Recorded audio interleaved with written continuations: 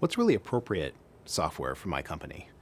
The answer is that's not such an easy answer, but the easiest part of that answer is it really depends on what business you're in. So rather than go down that theory path, I'm going to give some specific examples of what you might want to look for or think about in applications because your business might be different than something else. So, for example, take into context that everything I'm going to describe is in addition to managing payables and receivables and all the standard accounting information system things you'd expect. If you're in this kind of an organization that I'm going to describe, there's going to be certain things that are going to be unique to the software you're going to want to put into your company that may actually preclude you from looking at software product A, B, and C, but maybe D is really good for you, okay? So, and maybe D has some competitors you're going to want to look at. So the idea is, let's remember you're going to have some foundational process that every accounting information system is going to have to do for pretty much paying bills and collecting cash and recording general ledger information and reporting on your financials. Right there. Below that level, now you start thinking about industry-specific or business differentiating processes. Medical device comes to mind, pharmaceutical organizations. These are companies that are typically, whether you're in the US or anywhere, they're very regulated for good reason. And really accounting systems and information systems related to that area have to focus on different things. Okay, they have to focus on things like product and component traceability, forwards and backwards. Okay, throughout the process, what are the origins of everything that we produced? And ultimately, where did they end up going? Even down to the level of, did a certain patient get that product? And who is that patient? Okay, it really is very, very important in some regulated environments.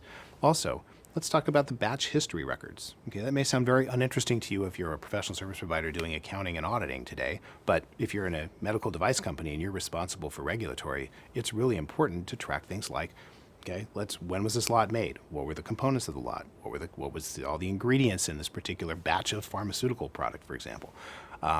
We have to keep that on file for a long time. Things can be inspected, and when issues come up, such as in a recall, you might have a problem if you don't have that data, and frankly, regulatorily, if you don't have that, you can actually be fined or potentially put out of business. So again, foundational financial applications followed at a lower level by what are we doing for our business, and in this case, it was that particular med device and pharma example. Speeding up a little bit, we're going to get through a few more. Software, for example. Software organizations, very common, certainly a very technology-focused world that we're in today. They've got some issues. The issues beyond the foundation include a couple of things. Complex revenue recognition. Seems that those things are changing on a regular basis, the regulations are, and that's important to keep up on, and products are certainly geared in certain cases to manage that. Same thing with deferred revenue management. You've got all kinds of situations where you have people that are essentially recognizing revenue over a subscription period. Okay, that's not so easy for some software. For other software, it's okay. Nonprofit organizations have issues here for how they record and report on what they call programs, and also how their financial statements look. We all know that balance sheets look a little bit different, as do profit and loss or operating statements for a nonprofit.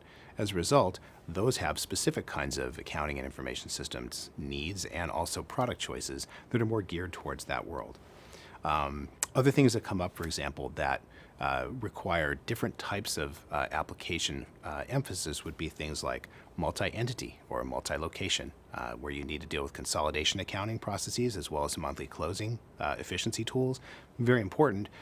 May not be important for a single location garment maker, but at the end of the day, there's a whole lot of value for somebody who's doing a multinational, multi-language, multi-currency environment that really needs a lot of those functionalities. Now, we can get into the gradients of where you start with an accounting application that has very basic foundation and that's all it has. That may work for a lot of organizations, but as organizations grow, they usually need something that is more attributable and more focused on their kind of business. Fortunately, good news is, if you're the kinds of organizations I've just described, and there are many others as well, you'll find yourself to be in a situation where there are typically several choices that are going to get you to where you need to be so you can manage your information in your industry's business much better than if you were using something that's a little bit more basic. Don't be on the cutting edge. I know a lot of people say, go there, it's exciting, it's fun, you've got the newest iPhone, you've got the newest this, you've got the newest that. In the world of accounting and information systems, it's probably not the best thing to just go cutting edge, technology forward, technology for technology's sake, which happens unfortunately all the time, and be the first on your block to have this great new software application, unless it's necessary. And there may be situations where it's necessary, but really what we're finding is software vendors sometimes are in a hurry to get things out, and they want to publish it quickly, and they want to start upgrading people and get all kinds of things going because it helps their revenue cycle, and it certainly helps people keep a buzz about their product.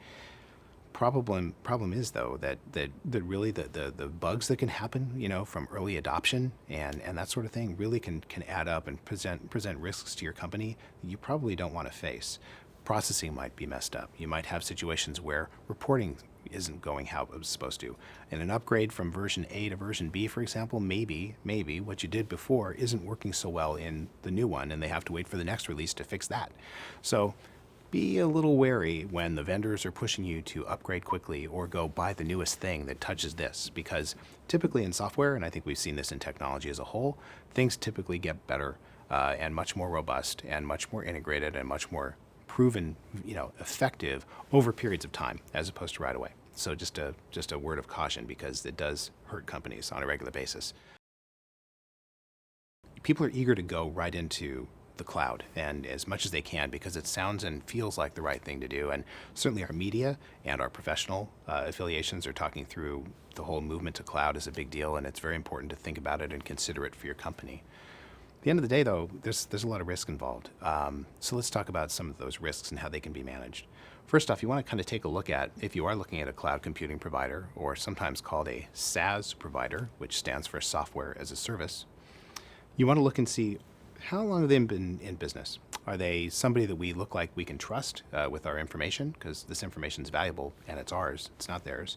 Are they going to take care of it? How long have they been in business? And also, does it look like they have a decent chance of having some sustenance to their business? Keep in mind, of course, bankrupt SaaS companies happen, and that's not a good thing if they've got your data. On that note, how can we also deal with, getting our data back? Things can happen in a way where if a company does go out of business that's got your data, what do? Well, you can build into contractual agreements, and you can also deal with certain ways to have sets of reporting and other data dumps done for you on a regular basis, so that you can get your data on a regular basis through the use of the software, so that if something does happen to that company and you need to get your data back, you kind of have your data already, as opposed to figuring out through bankruptcy courts and other things that's going to be a problem.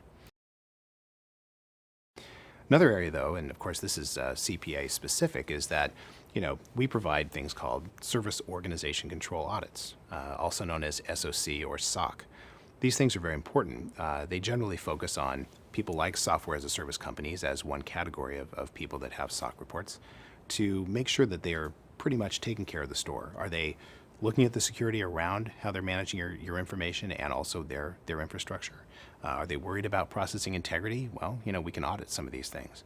So service organization control audits, certainly another discipline with a whole lot of other education around it for another time, are ways to, though, provide some assurance that when you're working with a software company and you're thinking about buying their software, if they have a SOC audit because it's appropriate to do so and that they're managing your data ultimately, it's another way to kind of go up the notch of comfort that you're getting in bed with a decent partner in your software space. When we meet with clients and we talk about what they're looking for in their potential software upgrade or software project, one of the things that comes up from most of the executives that we speak with, not usually the rank and file, but it comes up from the executives, and they'll say, we don't want a customized project. We don't want to customize anything. And then sometimes we have to ask, well, what does customization or customizing mean to you? And often there's a kind of a blank stare. They just assume it has to do with some hocus pocus or something that goes on with programming. But really, there's a couple things that we should do here. First, let's talk about what customization means, and then we're going to address a little bit about what kind of applications in the accounting information space can and can't be customized. First off, customization is one phrase that has to be thought of in the kind of compendium of customization, as opposed to over here configuration. And then in the middle, there's this thing like modification. But let's start with configuration first. Configuration is something that is the art of actually taking the business application that you bought and making it do whatever it can do that applies best to your business. Okay, there's a lot of different options, just like when you do other things with your car, you don't always have to use it the same way every day. Well, accounting software, for example, can be used differently depending on a company that is using it. So, for example, you may or may not want to do electronic bank transfers. Well, configuration options in accounting systems typically let you turn that switch on or off. That's just configuration. It's not a customization. A modification might be, well, we'd like to kind of take the screen where we enter information and move this field over here that says customer number. Our users like to have it over here. Well, that's kind of a modification, if you will. That's really not coding. That's not heavy duty work, but it's not configuring. You're not just turning a yes or a no or something like that in the configuration tool. Then you get to the customization process. Customization is ramp and just with lots of risk. However, sometimes it's necessary.